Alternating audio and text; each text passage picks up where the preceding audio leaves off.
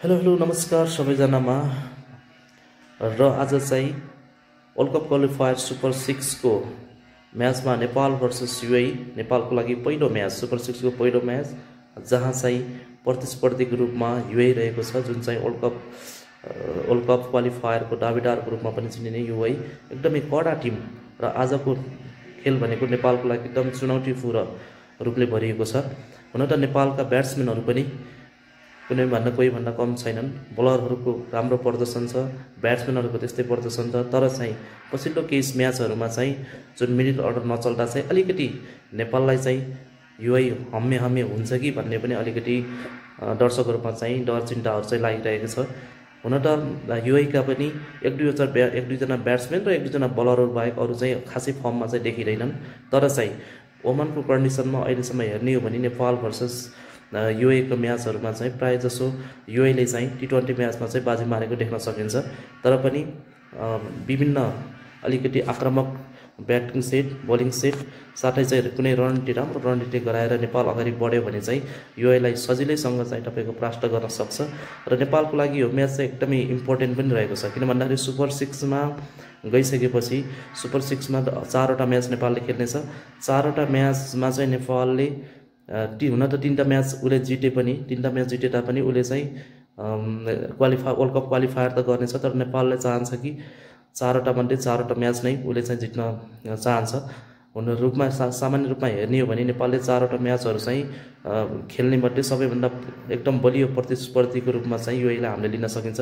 त्यसपछिको खेल भनेको ओमनसँग, त्यसपछि नेपालले सजिलैसँग जित्छ जस्तो मलाई लाग्छ। त्यसपछि कटारसँग र लास्टमा चाहिँ हाम्रो फ्राइडेमा चाहिँ सामोआसँग पनि रहेको छ। सामोआसँग यिनीहरू त बरु सानो टिम हामीले भन्न सकिन्छ। हुन त त्यसलाई सानो टिम भनेर हामीले भन्न त मिल्दैन, किन भन्दाखेरि सामोआले पनि पिएनजी जस्तो बलियो टिमलाई चाहिँ हराएर वर्ल्ड कप क्वालिफायरको सुपर 6मा आइसकेको छ।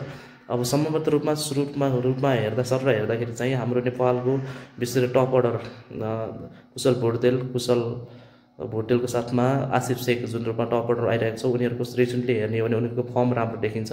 तर अलिकति हामीलाई निराश गराएको भनेको चाहिँ मिडल अर्डर हैन।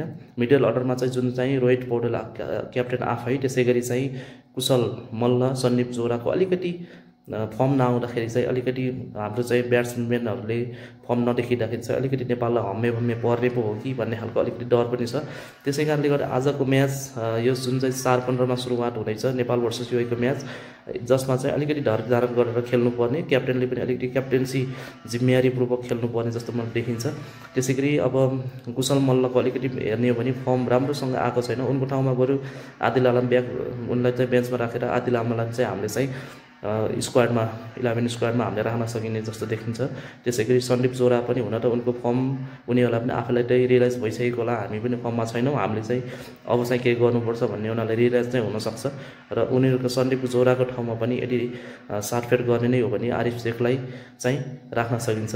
हाम्रो बलिङ अट्याक त बलियो नै छ, सन्दीप लामिछाने हाम्रो बलिङ अट्याक मजबुत रूपमा देखिन्छन्। त्यसै गरी नन्दन यादव, सोमपाल कामी, त्यसरी गुलसन झालाई त हामीले बिर्सनै हुन्न। गुलसन झा भनेको त गेम चेन्जर हो, टोटल्ली रूपमा उनीहरूले नै हरेक खेलहरूमा चाहिँ गेम चेन्ज गरेर आएको छन्। अहिलेसम्म जति पनि हामीले 2वटा म्याच जुन सुपर 6 पुग्नुमा उनको चाहिँ सबैभन्दा ठुलो भूमिका भनेको नै गुलसन झाको रहेको छ।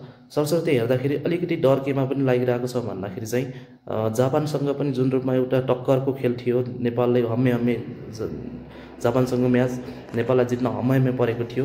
त्यो हिसाबले हेर्दाखेरि चाहिँ युएई यो अहिलेको एकदमै प्रतिस्पर्धात्मक द्वन्द्वको रूपमा हैन हामीले चाहिँ जुन युएईलाई हेरिन्छ, त्यही कारणले गर्दा पनि अलिकति हम्मे हुन्छ कि भन्ने खालको चाहिँ अलि लागिरहेको छ। त्यसैले आजको म्याच चाहिँ सबैले हेर्नु होला, साथ सपोर्ट दिनु होला। हेरौँ हैन, नतिजा त हाम्रो हातमा छैन, तर पनि हामीलाई पूर्ण रूपमा विश्वास छ कि नेपालले राम्रो खेल्नेछ। राम्ररी आज चाहिँ राम्रो अङ्क ल्याएर चाहिँ नेपाल सुपर 6मा पनि राम्रो अङ्क ल्याएर सबैभन्दा उत्कृष्ट बनेर ट्रफी नै लिएर आउनेछ भन्ने हाम्रो सोच रहेको छ। र सबैजनाले साथ सपोर्ट गरिदिनु होला र मेरो च्यानलमा नयाँ हुनुहुन्छ भने लाइक सब्सक्राइब पनि गरेर मसँग जोडिनु होला। हस्त धन्यवाद।